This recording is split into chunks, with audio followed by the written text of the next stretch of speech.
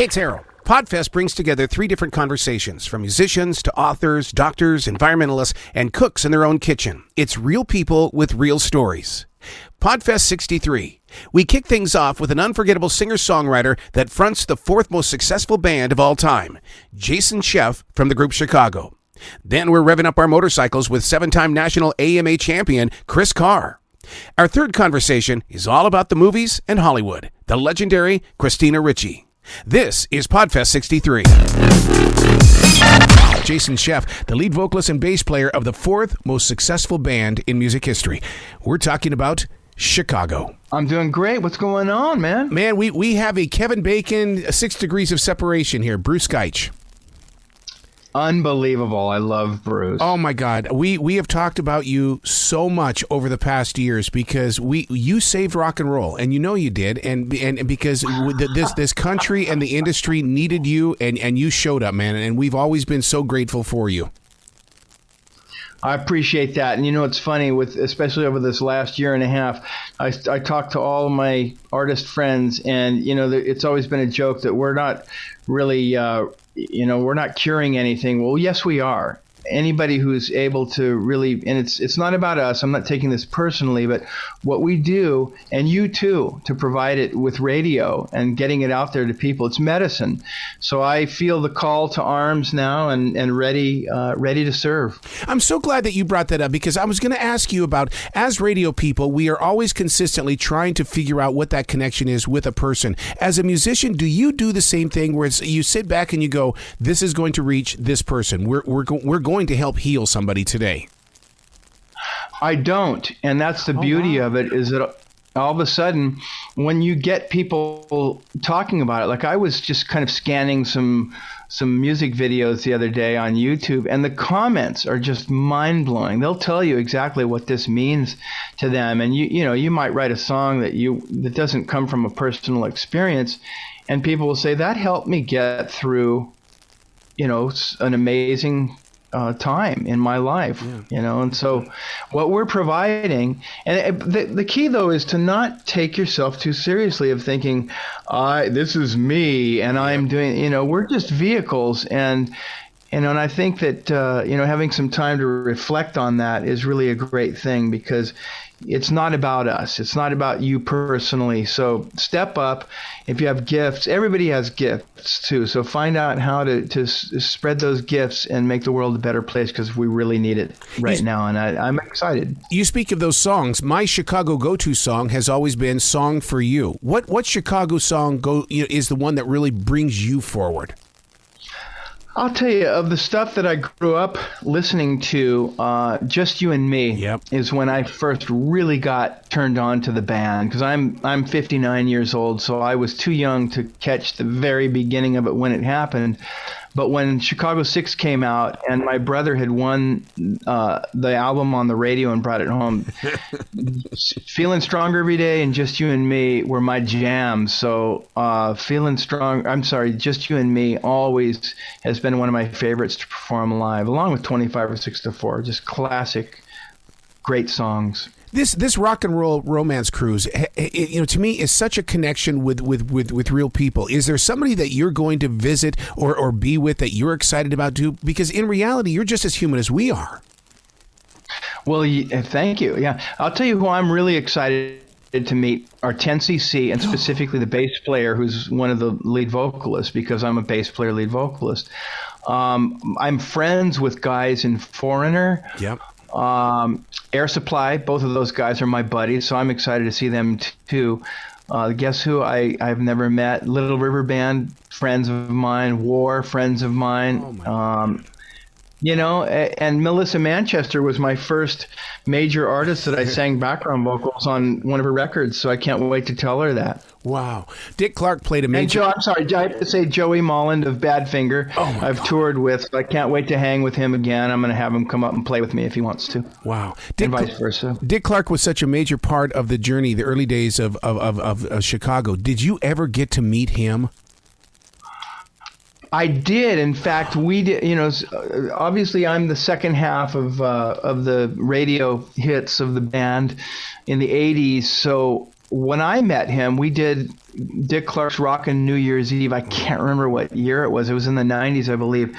So it was really cool to meet him. And, icons like Dick Clark and Wolfman Jack, who had come up when the band was first starting, and then to meet them, and you could see the sparkle in their eye to meet somebody who was continuing to help, keep these things going.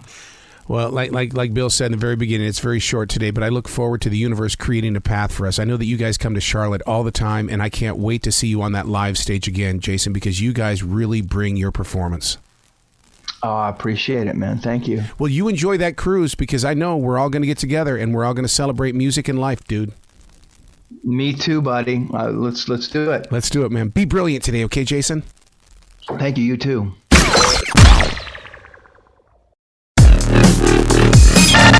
You ready to have some fun? Let's go unplugged and totally uncut with a man that knows everything about speed.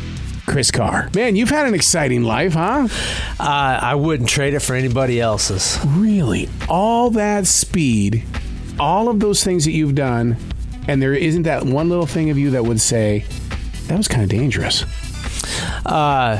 It's all kind of a calculated risk, with the whole dirt track thing. I mean, I that was my job, but it was also my passion. But, getting to do the land speed stuff at Bonneville, there's a quote that you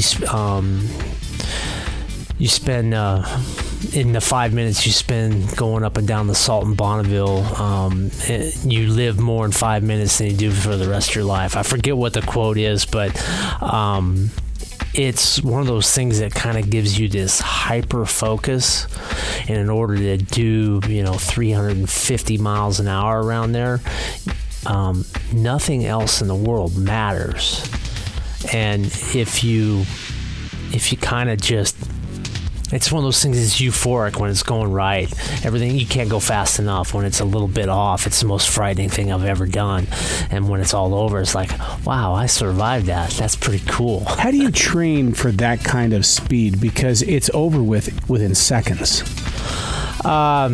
They took me through a process. When I went out there, after signing up and agreeing to try and break a land speed record that was at 322 miles an hour.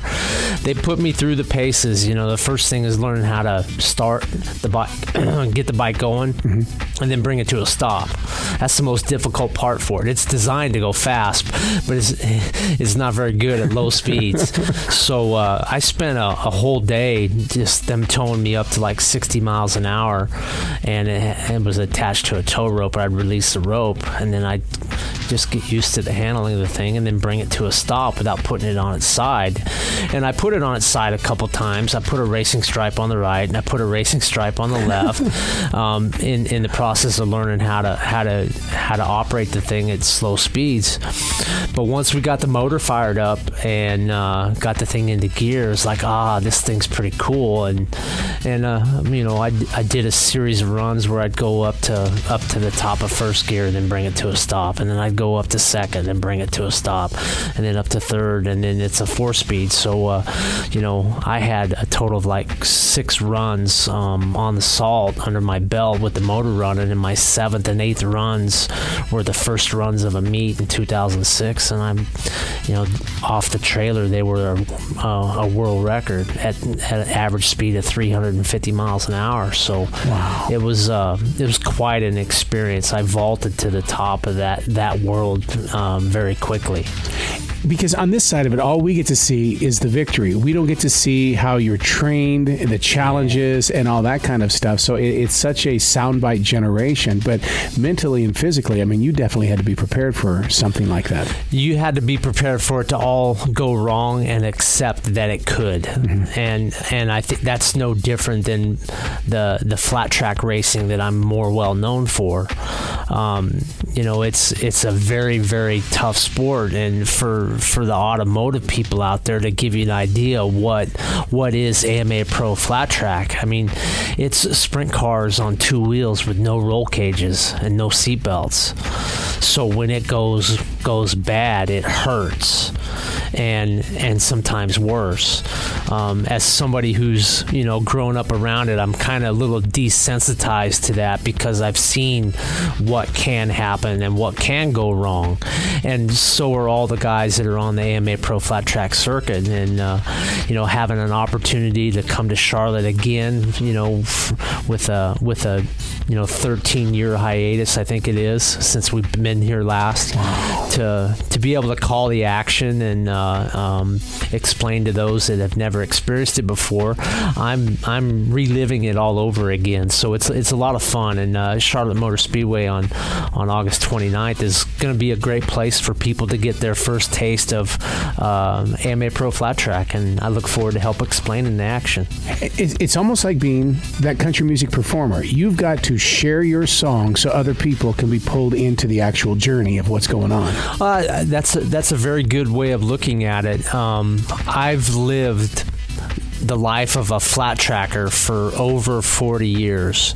I started when I was 6 years old. I'm 48 now. I've been removed from the sport. I retired at the age of 44, and I'm kind of like finding my second wind on the sport, having the opportunity to explain to those that don't know a whole lot about it what it's all about. And to me, going fast at Bonneville was euphoric in a different way than sliding it off into a corner at 110 mile an hour and putting it in a two-wheel drift inches apart from the other riders, and trying to make the pass all with the same common goal of getting to the checkered flag first.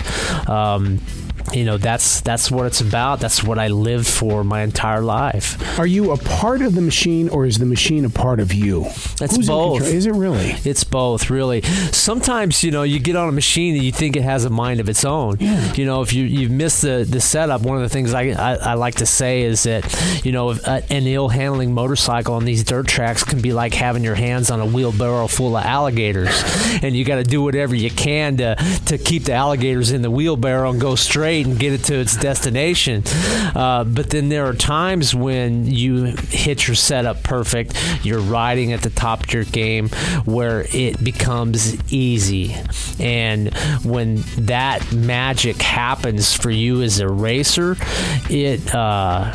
it's unlike anything else. It's like you just turn in the throttle and it's going around in circles.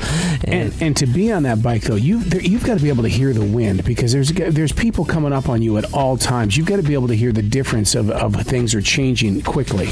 Yeah, you're listening to the engine note that you're on the bike you're on. You're listening for other engines. You're looking for shadows. I mean, this will be a night race, and then part of the qualifying goes through the day, and depending on where the sun is, you'll see the shadows of the other riders.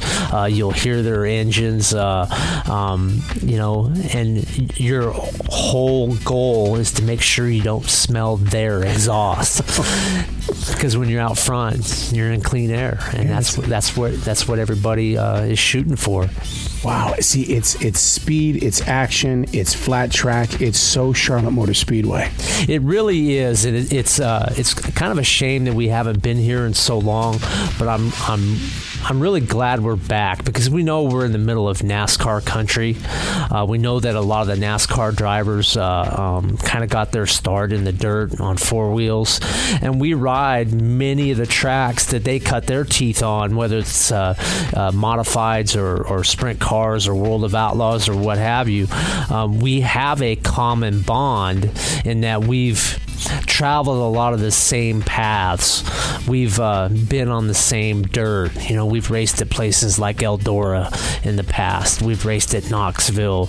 We've raced at Bulls Gap in Tennessee. I mean, a lot of the iconic tracks that those guys cut their teeth on, we're cutting our teeth on two wheels as well. So it's really cool to be able to go and watch those guys do what they do so well, and when they have the opportunity to come out and watch us do what we do so well, you have that racer's kindred spirit, and it's a cool feeling. How do you trust the dirt, though? Because to me, that's something that can shift with the person that was ahead of you. Maybe I'm half a mile ahead of you. Well, they do a really good job of preparing the dirt. We'll be there on the bikes. It'll be packed a lot tighter. Okay. It'll be a little bit. It'll be a lot harder. A World of Outlaw race with their big fat tires that they have on their tracks start out really wet and heavy. For us, they're pretty hard and they're pretty firm, and you just have this like nice little tacky layer of moisture on the top that we start out on. But with these little skinny tires, they're only 6 inches wide, and obviously they're curved. They're not flat like a sprint car tire would.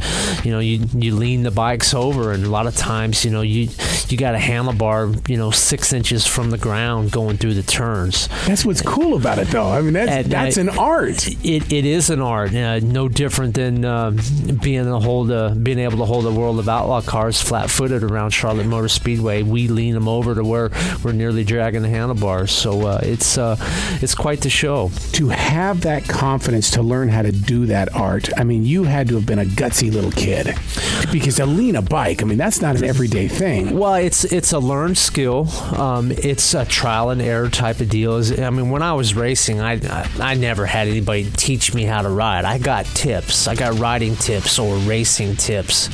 But for the most part, it's a monkey see, monkey do. You watch the better riders as you're coming up, and you emulate the guys that are winning. You try to do what they're doing so that you can win at your level. And that's how I learned. And it wasn't until, I was well into my late 20s that I had a friend of mine that I met through racing say, hey, we need to do a dirt track school, a motorcycle riding technique school. And we started one back in 1997 called American Super Camp. And the first thing he asked is, well, tell me what it takes to slide a motorcycle.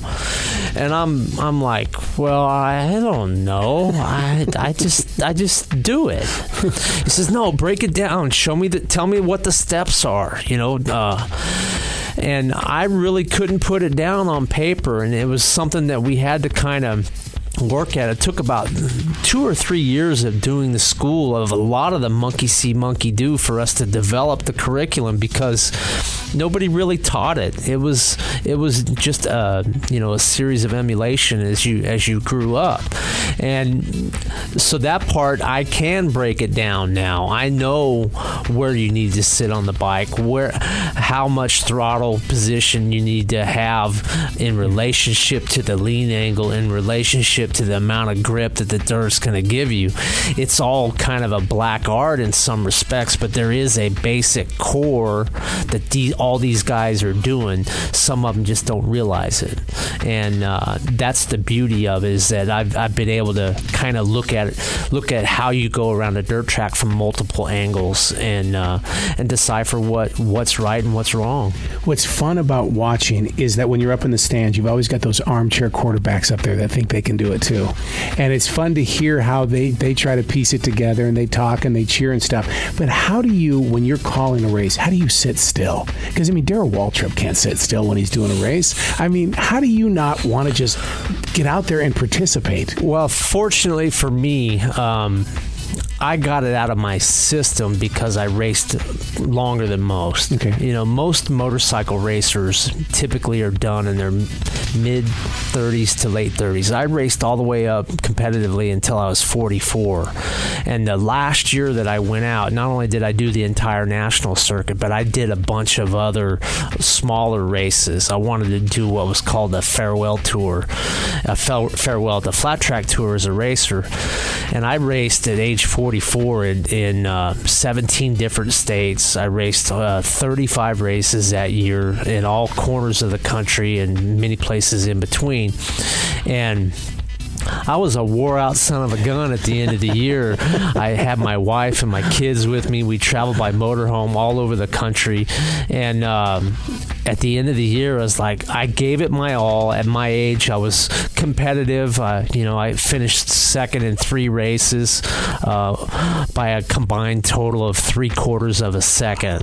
I lost a couple of them by 2 races by a wheel and a short track by a couple bike lengths. See, I can see why you said I would never trade this in. That's an exciting life and style. Well, it is, and my kids grew up in a motorhome traveling the circuit, and I got one that starts college at the end of the month. So he grew up on the circuit. Now here he is, 19 years later, getting ready to go to college. So it's been quite the life, and fortunately, I still get to live it to a certain extent. I just don't have to put the helmet on because I've been there and I've done that. When you were talking about the motorhome and driving up and stuff, I'm from Montana, so our hero up in Montana was Evel Knievel. So when he would drive up, you being 48, did the wild man play any part in your life? Well, I had the little pull string jumper with the motorhome with the ramp and all that kind of stuff. And a lot of people don't realize that before Evel Knievel started jumping, he was a dirt tracker. He was a flat track motorcycle racer. I didn't know that. He was a better jumper and a showman than he was a flat track racer. And he cut his teeth in many of our Grand National champions from the 50s and the early 60s. Traveled the circuit with him as well. So he's one of us. So I have a kindred spirit with the late Evel Knievel. Yeah. Now your event at Charlotte Motor Speedway is dedicated to a very, very dedicated man and Don. Yeah. And I mean, Don Tilley was just so. I mean, I've sat in here and created more commercials that Don Tilley was a part of because he was so community driven. It's going to be a moment that day. It really is, and I'm fortunate in that there have been a lot of guys, a lot of racers that Don Tilley has worked with through the years, and I was fortunate enough to ride a couple of the motorcycles that he built back in the 80s when I was racing for Harley Davidson as a dirt tracker. His longtime rider Gene Church had an injury, so they were bringing the dirt trackers over to fill in for him at the road races in the Battle of the Twins class back then. And he has this very iconic motorcycle called Lucifer's Hammer. And it was an XR 1000, a little bit bigger than the XR 750s that we typically raced on the dirt, set up in road race form. And I didn't have a whole lot of road racing experience, but we did compete at one of the races at Memphis Motorsports Park.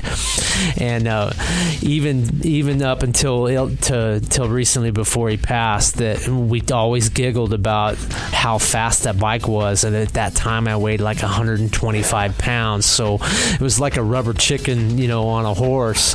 And I started like second row in the race, and I blasted off into turn 1 first, which was a right-hand turn, exact opposite of what I do normally on dirt. I'm going to the right on pavement, where I go to the left on dirt all the time. And the top 4 or 5 guys go blowing by me, and I make my way around. The next lap around, I blow by all of them down the straightaway. The guy certainly knew how to make a Harley Davidson run fast, and it was one of the neatest experiences that I had in my short amount of time that I did do the road racing. And he's just a great guy to ride for. He was always happy to be at the racetrack. He's always been happy to help a fellow racer. Yeah. And they broke the mold with him when he came in. They certainly did it. And there aren't many people in the world like Don Tilley, and I'm excited to be a part of a race that allows us to memorialize him. And he was taken from us too soon. And the Don Tilley Memorial half mile at the Charlotte Motor Speedway on August 29th is going to be the place to be for us to all pay our respects. And there's going to be a lot of people coming out to support Don and to find out what this racing is all about, because it has been 13 years. Is it like normal racing where the fans get to get real close and ask questions because that's one thing I've always loved about racing. It's a family sport. It really is a family sport, and they do have ample opportunity. One of the things that our series kind of prides itself in is is once they've gotten through their practice and their qualifying, they open up the pits for all the spectators, all the fans to come down and meet the riders, see the motorcycles, get some autographs. They usually open it up for 45 minutes to an hour and allow them to kind of mingle around and get to know the riders. And then they close that back down, send everybody up to their seats for the racing show. And then when it's all said and done, they open it back up. You come on back down and congratulate the winner, or meet the one that you kind of fell in love with watching on the racetrack. So it's a real inclusive deal for all the fans. It's a great experience, and if you've never seen a Grand National Dirt Track bike from the AMA Pro Flat Track Series, they're a unique piece of equipment, and if you're a gearhead, you don't want to miss it. Now, what does it take for it to become a part of Charlotte's Threads now? Well, I think a good, strong showing in its first year, and it's something, we hope to build on. Yeah. And I think two-wheel history in motorcycle racing, while it's not overly strong here today, it has some deep roots from back in the 60s and 70s. This used to be a very big hotbed of dirt track motorcycle racing. And I think there's no better way to reestablish those roots than by having a little bit of the trickle down, showing the people what it's like at the top level. Might encourage people to visit some of the local races that have popped up recently here in North Carolina, across the state, and also down in South Carolina. Amateur flat track racing has started to flourish here in the last couple of years, and maybe we'll see some young kids come out and want to try it themselves, and they will have an area that they can go to here locally to experience it themselves. I love it. iHeartRadio is everywhere, so how does somebody follow you guys? AMA Pro Flat Track is amaproracing.com. They also do some internet broadcasts on fanschoice.tv. The series is sponsored by Harley-Davidson Motor Company. Presenting sponsor is Vance and Hines. Those guys together have done some great things in NHRA on the Pro Stock drag racing. So it's out there. Facebook, Flat Track Live, AMA Pro Racing. We're all over the place. Just got to look for a little bit for it. Saturday, August 29th, the Don Tilley Memorial AMA Pro Charlotte Half Mile. Broad slides under the half mile at the Motor Speedway. Saturday, August 29th, Team Harley-Davidson takes on Team Ducati, Triumph, Kawasaki, Honda, and Yamaha as America's first extreme sport. AMA Pro Championship Motorcycle Racing returns to the Charlotte Half Mile after 15 years. The Don Tilley Memorial. Saturday, August 29th. Tickets now at participating Harley-Davidson dealers. Online at charlottehalfmile.com. That's charlottehalfmile.com. Or at the gate.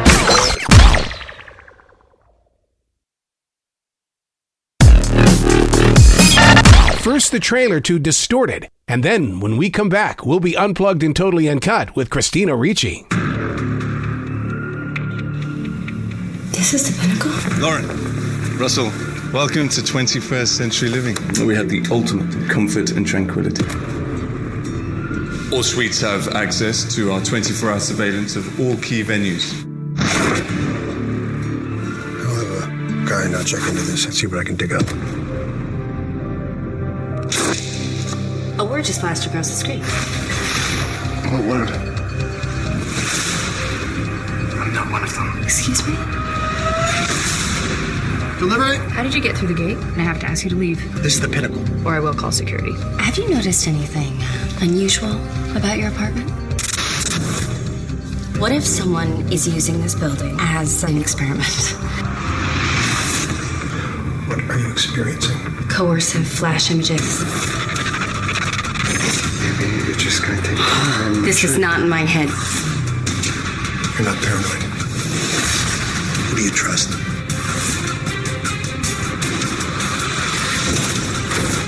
You're operating on a frequency outside the range of their tech. It's happening, and I think you can help me prove it. What is this? My theory is too little meds, your condition takes over. Too much, they do. Hello, Lauren. You should get out, Lauren. What? Run.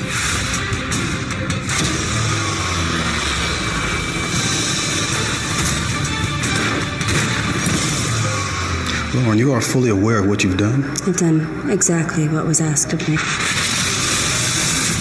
Good morning, Christina. How are you doing today? I'm good. How are you? Fantastic. What was it like to be on the set of this movie? Because when we see it now, we get to see all of the editing and everything like that, but you participated with something that's going to scare the bejeebies out of us. Yeah, it's a much different thing on set.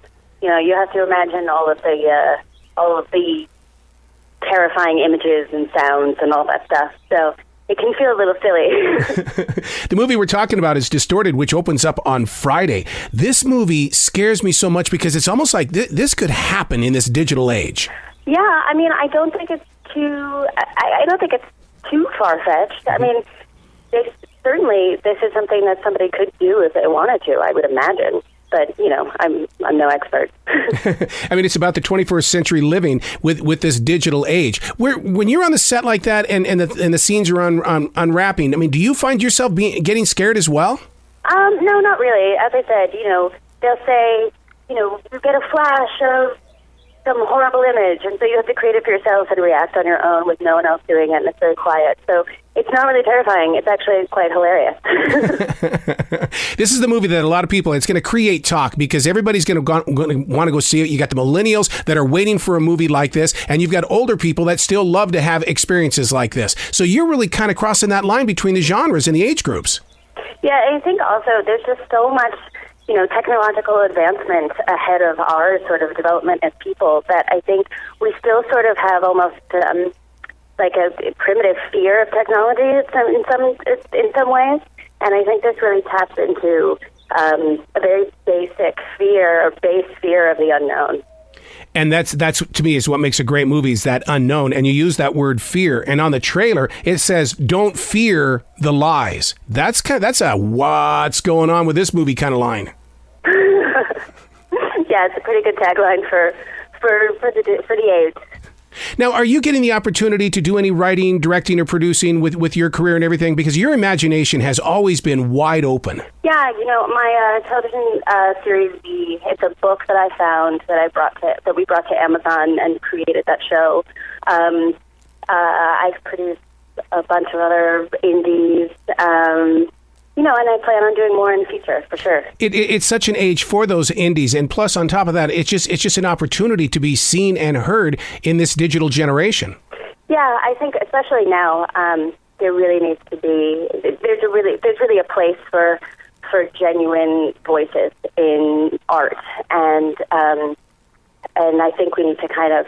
I think people really should look at their TV programs and their movies that way. These are art.